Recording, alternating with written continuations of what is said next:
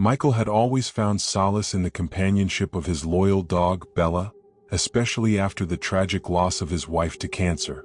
Her passing left a void that seemed impossible to fill, and Michael often found himself drowning in memories and grief. One evening, as he sat in a dimly lit bar nursing a drink, he ran into an old college friend, James. The two reminisced about their youth, and as the conversation turned to more somber topics, Michael confided in James about his desperate longing to reconnect with his wife. James, leaning in closer, suggested something unorthodox: a Ouija board. "It might sound crazy, but it's worth a try," he said.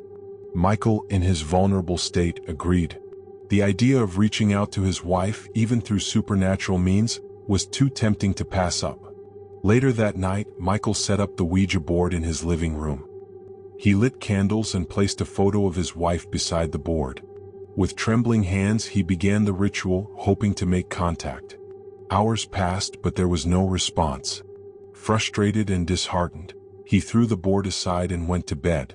Weeks went by, and Michael tried to move on, but strange things began to happen. The faucet in his bathroom started running on its own, refusing to shut off despite numerous repairs. One day, it inexplicably stopped, as if by an unseen hand. Michael's niece, Maya, came to stay with him for a while. She was a bright, cheerful girl, and her presence brought some much-needed light into Michael's life. But soon the peace was shattered. One night, Maya's terrified screams echoed through the house. Michael rushed to her room to find her bed shaking violently.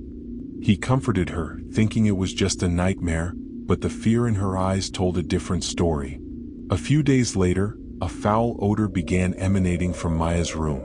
Bella, usually a gentle dog, started growling and barking fiercely at Maya. Michael pulled Bella back and opened the door, only to find Maya lying on the bed, her face covered in deep, fresh scratches. She was silent, her eyes vacant, and soon fell into a troubled sleep.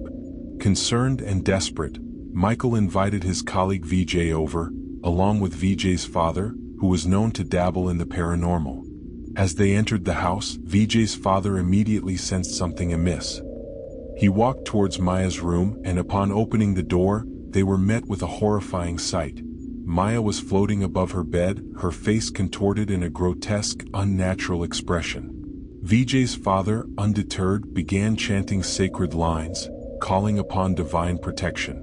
VJ joined in, their voices merging in a desperate plea for help. For 2 agonizing hours, they continued, their efforts met with resistance from an unseen force.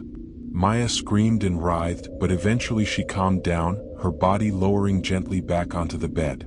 The room fell silent, and VJ's father started questioning Maya. But it wasn't Maya who responded, it was a deep, malevolent voice speaking through her. It revealed that Michael's attempt to contact his wife had opened a portal, inviting a dark entity into their home.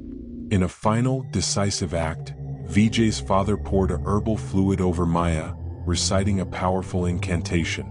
The entity screamed in fury as it was expelled from her body. Exhausted but relieved, VJ turned to Michael and asked about the Ouija board. Michael admitted he had used one but hadn't properly closed the ritual. VJ explained the grave mistake. Throwing the board away without closing the connection had left an open invitation for the entity. Michael followed VJ's advice, retrieving the board and burning it in a cleansing fire. As the flames consumed the board, the oppressive atmosphere in the house lifted. The foul smells vanished and Maya's wounds began to heal. Peace was restored, and Michael vowed never to dabble in the supernatural again. The ordeal had taken its toll, but it brought Michael closer to his niece and his loyal dog, Bella. Together, they moved forward, forever haunted by the memory of the darkness they had encountered but grateful for the light that had ultimately prevailed.